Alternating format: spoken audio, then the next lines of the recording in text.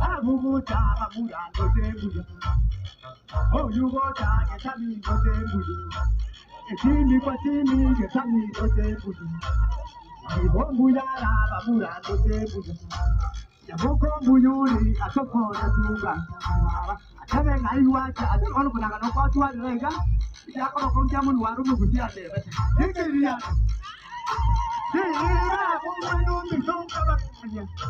He was saying, but I'm a to Maduka, Ekagani Kalimoyo, Ekagani.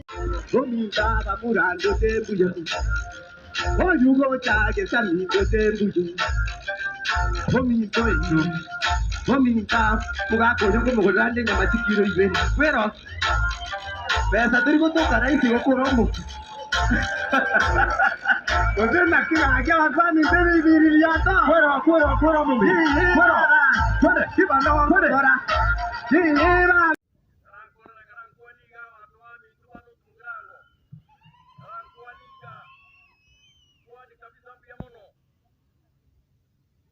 Kwa majina naitwa Mheshimiwa Dr. James Gesami, Deputy Governor ya Nyamira County. I'm the deputy of Mheshimiwa His Excellency Amos Nyarigo. He was slightly committed somewhere na akanituma nisome taarifa yake in this crowd. So I'll read it first, then I'll talk a few things from behind as we finish.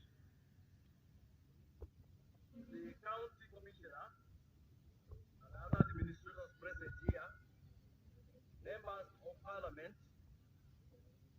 members of the county assembly, members from the law enforcement agencies, officers from the county government of Nyamira, citizens of Nyamira County, let me take this opportunity to welcome you all to this 59th Madaraka Day celebrations, where we take pride in celebrating the attainment of internal self-rule from the colonialists in 1963.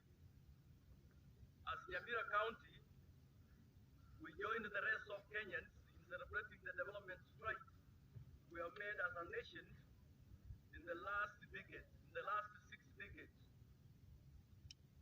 And so, my fellow Kenyans, particularly those of us from Nyamira County, we gather here today to remember the heroes of the past, to celebrate the fruits we continue enjoying due to their selfless sacrifices, preserve, protect, and propagate this invaluable inheritance. I am particularly proud of the strides we have made as a county since the beginning of devolution about 9 years ago. These celebrations are taking place in the midst of campaigns in readiness for the next general election just over 2 months away. As your governor, I must remind you, and particularly those of us in the public service, that it is a sacred privilege we have to serve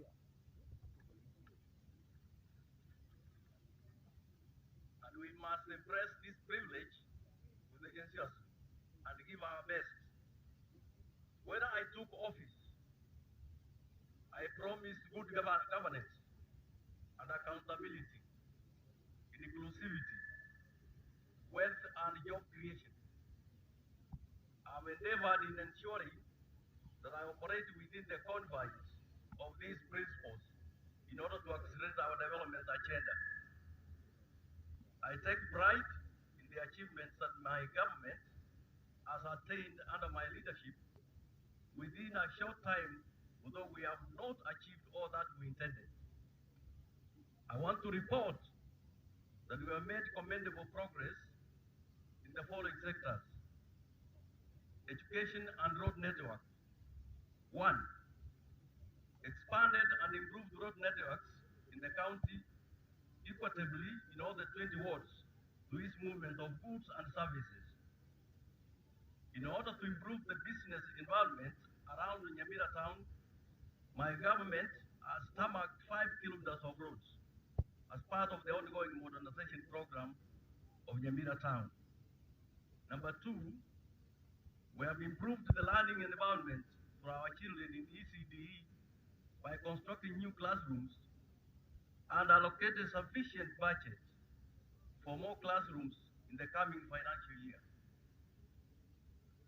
Recruited 600 ECD teachers on permanent basis, and we shall continue to do so in the coming years. We shall continue to employ those who miss out on contracts. Number four, launched the secondary school scholarship program 2 days ago to ensure that we keep bright children from poor families in school.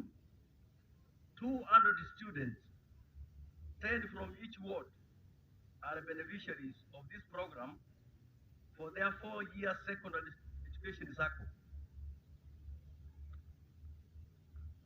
Number five, streamlined bursary disbursements through elimination of ghost beneficiaries to capture more beneficiaries from the previous years. And number six, revamped technical and vocational training centers by developing centers of excellency specializing on specific skills such as textile, building technology, motor vehicle engineering, beauty therapy, and ICT installation in order to ensure that graduates fit into the demands of the job market. In as far as health is concerned, increase the number of referral emergency ambulances in our health facilities. Number two, improve the infrastructure in community hospitals and equip them with X-ray machines, mini operation theaters, as well as equipped laboratories. Some of the health facilities that have benefited from this facility program include Kerobo Health Center, Magombo Health Center, Majuriat Health Center, Nyamusi Health Center, Ekerenyo Hospital, Chibungombe Health Center, Nyangena Sub-County Hospital, and the Kenyanya Health Center. Number three, we have employed additional medical staff to improve on service delivery and move towards the accepted medical staff patient ratio.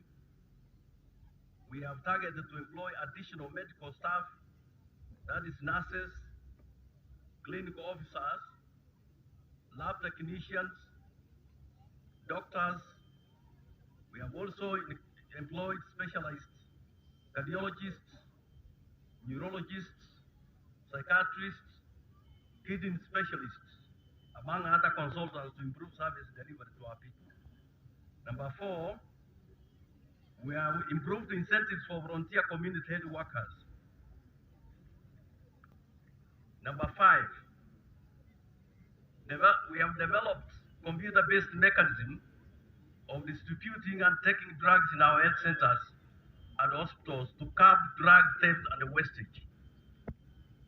And number six, we recarpeted the Nyamira Referral Hospital and we have given it a facelift. And number seven, plans for the construction and equipping of Nyamira Mental Treatment Management Center at Riomego at a cost of 118 million shillings, whose funds have already been secured to serve the region as at advanced stages. In as far as agriculture and water and sanitation is concerned, we have improved and updated extension service provisions and partnerships with private sector. Number two, we have promoted the use of improved farm inputs such as seeds, the right fertilizer, and the correct use of agrochemicals. Number three, we have emphasized and offered subsidy on artificial insemination services that would include the castration of inferior bulls and introduction of high-value crops such as horticulture. Number four, we have established 20 boreholes, one in each ward, is in progress, and this is expected to be completed before August. Ladies and gentlemen, for us to move agriculture to the next level, value addition, processing and organized markets are key issues that must be addressed. I am happy to report that the Nyamira County will be home to the Integrated Agro-Industrial Park funded by the United Nations International Development Organization, UNIDO, whose catchment area is 9 counties. This is a 77 billion park to be located at Sironga, is expected to nurture, transfer, commercialize various innovations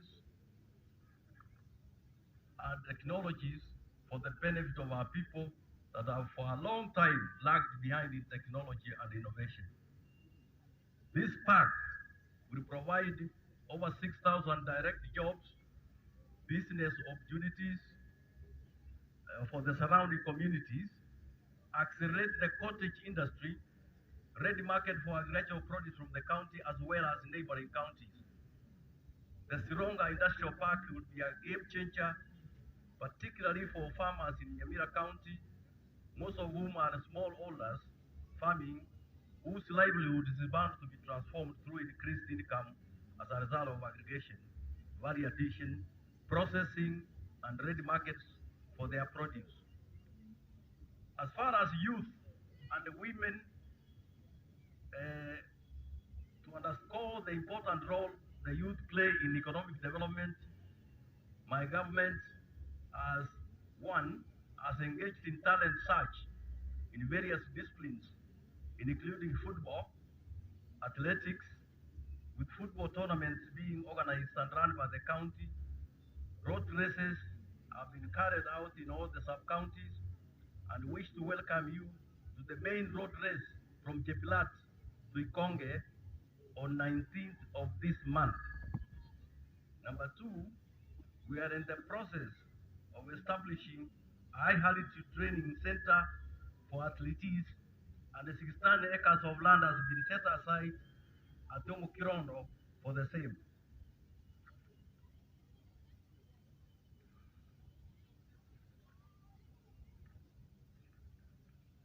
Number 3, the groundbreaking for the construction of SNG Stadium to international standards is to be held very soon, while the construction of Manga Stadium is near completion, and it will be. And as far as Nyamira Stadium is also top in our priority, and will be initiated for construction in the next year as part of our overall plan of having a stadium in every sub-county. Number 4, my government will establish a robust internship, mentorship, apprenticeship, and attachment programs for the youth, and over business and entrepreneurial training.